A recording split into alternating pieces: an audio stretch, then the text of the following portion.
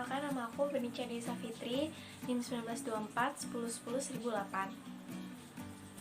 Kenalkan, nama saya Lydia Della Putri, NIM 1924 1010 1009. Hai, perkenalkan nama aku Aula Fajrun Halidur Rahman, NIM 1924 1010 1044.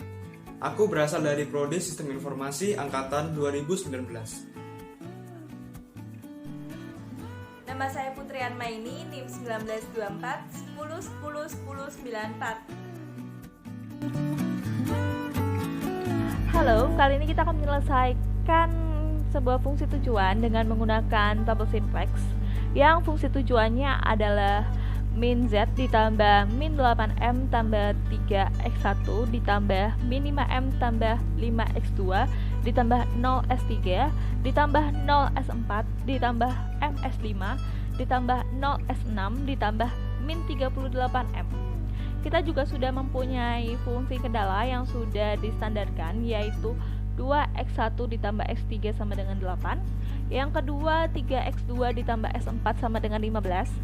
Yang ketiga adalah 6x1 ditambah 5x2 dikurang s5 ditambah s6 sama dengan 30.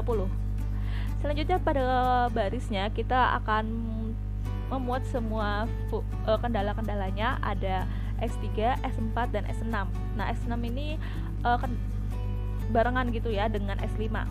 Nah, lalu pada kolomnya kita memasukkan dari Z hingga NK. Ada Z yang merupakan fungsi tujuan yang harus dioptimalkan, X1 dan X2 merupakan variabel, S3 dan S6 merupakan variabel artifisial, S4 adalah variabel flank, S5 adalah variabel surplus, dan M yang merupakan konstanta yang nilainya sangat besar sekali tetapi berhingga, NK yang merupakan nilai kanan. Nah, selanjutnya pada fungsi tersebut kita bisa memasukkan konstantanya. Di Z ada konstantanya min 1, variabel X1 konstantanya min 8M tambah 3, lalu X2 konstantanya min 5M tambah 5, S3 konstantanya 0, S4 konstantanya 0, S5 konstantanya M, S6 konstantanya 0, dan kita mempunyai nilai kanannya yaitu minus 38M. Selanjutnya begitu pula dengan fungsi kendala yang sudah distandarkan, yaitu ada di fungsi kendala pertama, fungsi kendala kedua, dan fungsi kendala ketiga. Selanjutnya kita masuk ke iterasi pertama. Nah, kita bisa melihat kolom-kolom pada baris Z yang merupakan koefisien dari fungsi tujuannya. Nah, dari situ kita dapat mencari kolom kuncinya. Kolom kuncinya didapat dari nilai yang paling terkecil, yaitu pada kolom X1. Nah, kenapa pada kolom X1? Karena dia merupakan nilai yang paling terkecil. Yang sudah kita ketahui sebelumnya, M merupakan nilai yang amat besar. Jadi, ketika nilai yang amat besar dikali minus, maka nilai tersebut menjadi amat sangat kecil. Oke, kita lanjut. Pada iterasi ke-1 ini juga ditentukan indeksnya. Untuk menentukan sebuah indeks, caranya nilai kanan dibagi dengan X1 atau kolom kunci. Nah, untuk menentukan indeks pada variabel dasar S3, nilai kanan dari S3 dibagi dengan X1 kolom kunci dari S3, yaitu 8 dibagi 2, maka indeks dari S3 adalah 4. Untuk menentukan indeks dari S4, kita bagi nilai kanan dengan X1 kolom kunci dari X4, yaitu 15 dibagi 0, maka indeks dari S4 adalah tak hingga. Untuk menentukan indeks dari S5, maka nilai kanan dari S5 dibagi dengan X1 kolom kunci dari S5, yaitu 30 dibagi 6, maka indeks yang didapat untuk S5 adalah 5. Oke, selanjutnya untuk menentukan baris kunci, kita dapat menentukannya dari indeks paling kecil. Di sini, indeks paling kecil adalah 4, sehingga yang merupakan baris kunci adalah baris S3. Nah, selanjutnya untuk mencari angka kunci dapat kita dapatkan dari perpotongan antara baris kunci yaitu S3 dengan kolom kunci yaitu X1. Dan perpotongan yang didapat adalah 2, di mana 2 ini merupakan angka kunci yang berhasil didapatkan dari perpotongan tersebut. Untuk menentukan X1 baris kunci atau baris kunci yang baru, kita dapat membagi baris kunci yang lama dengan angka kunci. Pertama-tama, pada kolom X, kita dapat membagi 0 yang merupakan baris kunci yang lama dari X dengan 2 yang merupakan angka kunci, dan hasilnya yang dapat diperoleh adalah 0. Kemudian untuk kolom X1, kita dapat membagi 2 yang merupakan baris kunci lama dari X1 dengan 2 yang merupakan angka kunci, maka hasilnya adalah 1. Untuk kolom X2, kita dapat membagi 0 yang merupakan baris kunci lama dari X2 dengan 2 yang merupakan angka kunci. Dapat diperoleh hasilnya adalah 0.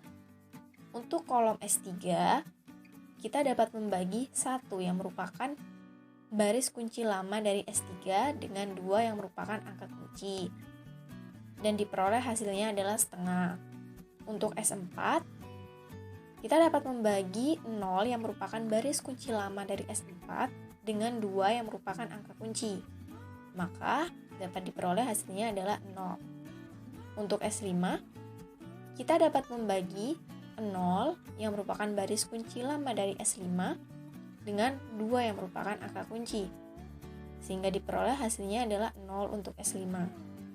Untuk S6, kita dapat membagi 0 yang merupakan baris kunci lama dari S6 dengan 2 yang merupakan angka kunci, sehingga diperoleh hasil dari S6 adalah 0. Untuk nilai kanan, kita dapat membagi 8 yang merupakan baris kunci lama dari nilai kanan dengan 2 yang merupakan angka kunci, sehingga hasilnya dapat diperoleh untuk nilai kanan adalah 4. Dan terciptalah sebuah baris kunci yang baru. Selanjutnya, untuk menentukan baris baru pada Z, caranya baris lama yaitu yang di blok warna hijau dikurangi dalam kurung koefisien pada kolom kunci yaitu min 8M plus 3 dikali dengan nilai baru pada baris kunci yang tadi kita dapatkan. Ini yang di blok warna kuning ya. Oke, yang pertama, nilai baru baris kunci pada kolom X1 yaitu baris lama min 8M plus 3 dikurangi dalam kurung koefisien pada kolom kunci yaitu min 8M plus 3 dikali dengan nilai baru baris kunci yaitu 1.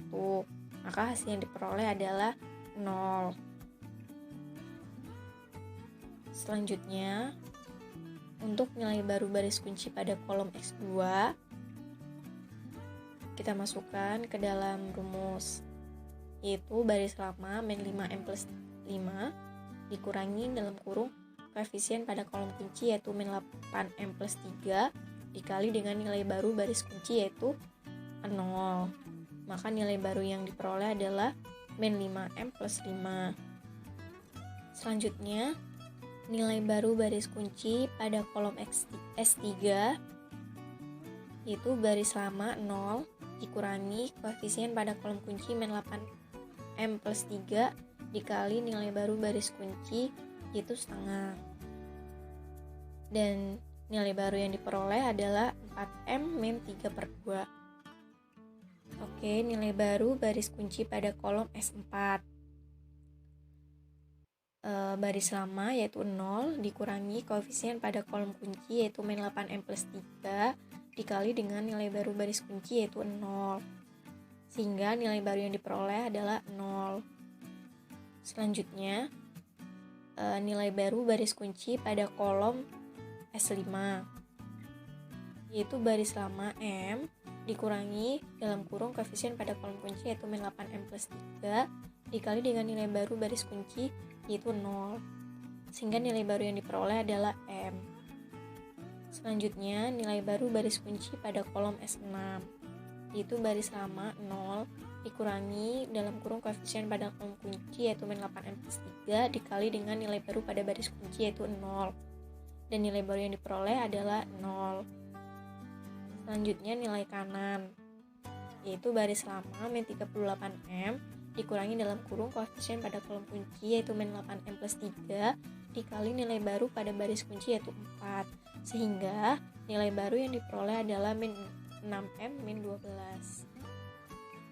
Selanjutnya, untuk menentukan baris baru S4, caranya sama seperti yang tadi, yaitu baris lama, yaitu yang di blok warna hijau, dikurangi dalam kurung koefisien pada kolom kunci S4, yaitu 0, dikali nilai baru baris kunci.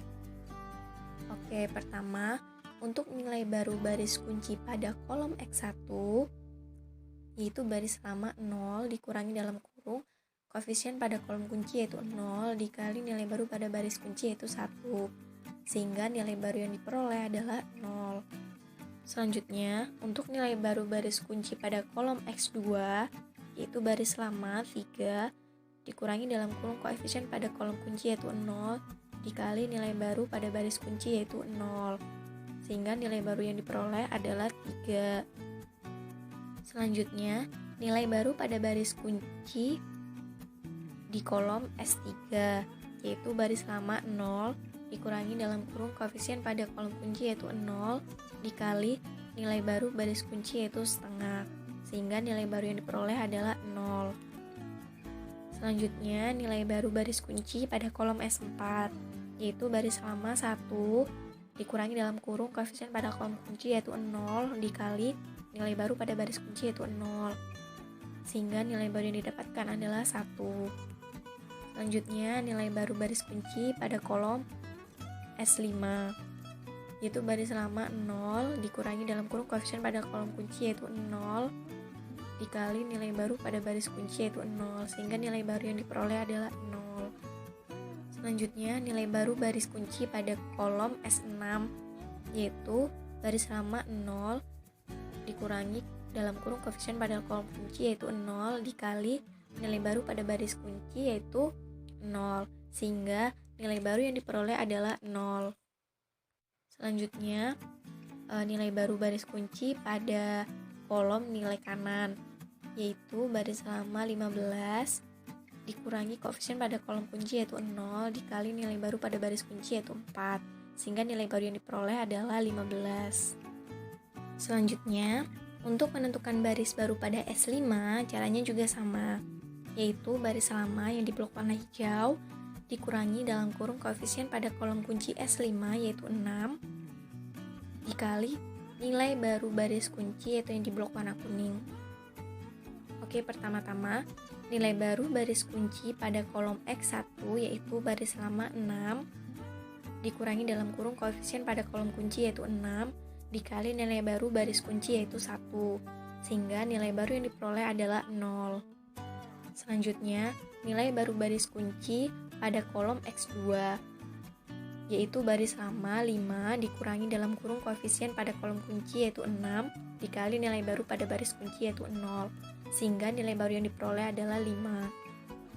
Selanjutnya, nilai baru baris kunci pada kolom S3, yaitu baris lama 0 dikurangi dalam kurung koefisien pada kolom kunci yaitu 6 dikali nilai baru baris kunci yaitu setengah, sehingga nilai baru yang diperoleh adalah min 3. Selanjutnya, nilai baru baris kunci pada kolom S4, yaitu baris lama 0 dikurangi dalam kurung koefisien pada kolom kunci yaitu 6 dikali nilai baru baris kunci yaitu 0, sehingga nilai baru yang diperoleh adalah 0.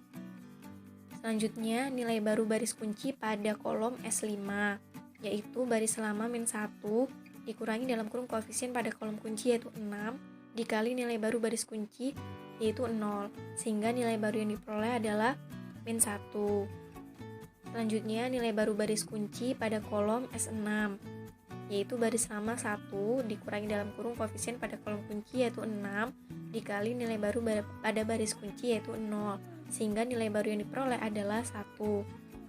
Selanjutnya, nilai baru pada baris kunci untuk nilai kanan, yaitu baris lama 30 dikurangi dalam kurung koefisien pada kolom kunci yaitu 6 dikali nilai baru baris kunci yaitu 4, sehingga nilai baru yang diperoleh adalah 6. Selanjutnya adalah iterasi kedua. Tabel yang ditampilkan di sini didapatkan melalui hasil iterasi pertama. Pertama, kita akan melihat terlebih dahulu mana fungsi tujuannya. Di sini fungsi tujuan adalah variabel baris Z. Langkah selanjutnya adalah kita dapat menentukan kolom kunci terlebih dahulu. Bagaimana cara menentukan kolom kunci? Kalian bisa melihat pada variabel baris Z mana nilai yang paling kecil. Di sini terdapat nilai yang paling kecil adalah min 5M plus 5 pada kolom X2. Mengapa ini merupakan nilai terkecil? Karena di situ terdapat negatif dan M merupakan bilangan yang sangat besar tetapi berhingga. Sehingga hasilnya pasti min 5 yang besar. Jadi di sini telah ditentukan bahwa X2 merupakan kolom kunci yang kita temukan. Langkah selanjutnya adalah kita dapat menentukan indeks. Cara menentukan indeks sendiri adalah kita dapat membagi nilai kanan atau NK dengan kolom kunci yang sebaris. Pertama kita akan mencari indeks dari baris X1. 4 dibagi 0 adalah tak hingga. Lalu indeks pada baris S4 adalah 15 dibagi 3 yaitu 5. Dan indeks pada S5 yaitu 6 dibagi 5 dengan hasil 6/5. Di sini akan didapatkan indeks yang paling kecil adalah 6/5. Setelah menemukan indeks terkecil, kita dapat menentukan baris kunci melalui indeks terkecil tersebut. Didapatkan hasil baris kunci yaitu baris S5. Setelah menentukan baris kunci dan kolom kunci, kita dapat menentukan angka kunci. Angka kunci dapat diperoleh dengan melihat perpotongan antara kolom kunci dan baris kunci. Di sini perpotongannya adalah nilai 5. 5 yang di blok merah merupakan angka kunci kita. Selanjutnya adalah setelah menemukan angka kunci, kita dapat mengubah S5 baris kunci menjadi X2 baris kunci. Lalu bagaimana cara menemukan baris kunci baru X2 tersebut? Kita dapat membagi antara baris kunci lama S5 dibagi dengan angka kunci. Pertama, kita akan membagi kolom Z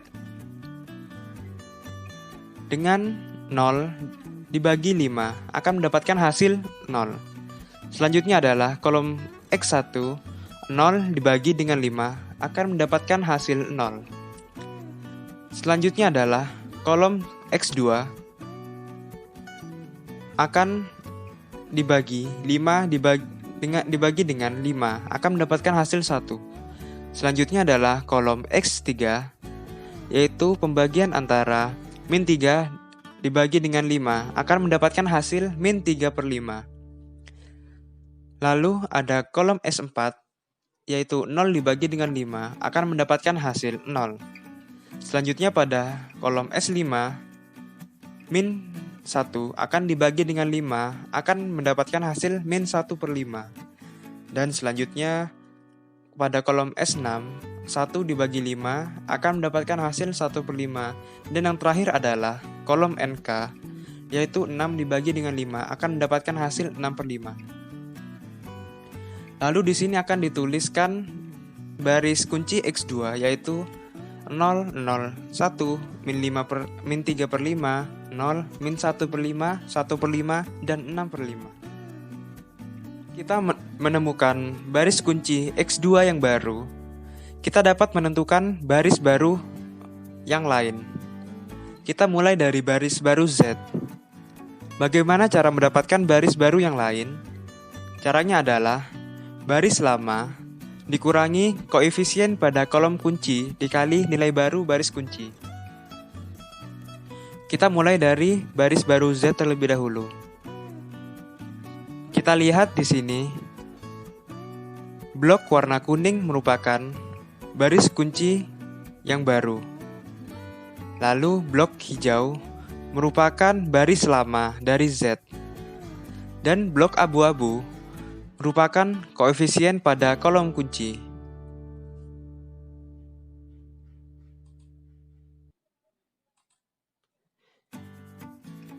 Selanjutnya, kita akan melakukan perhitungan secara bergantian.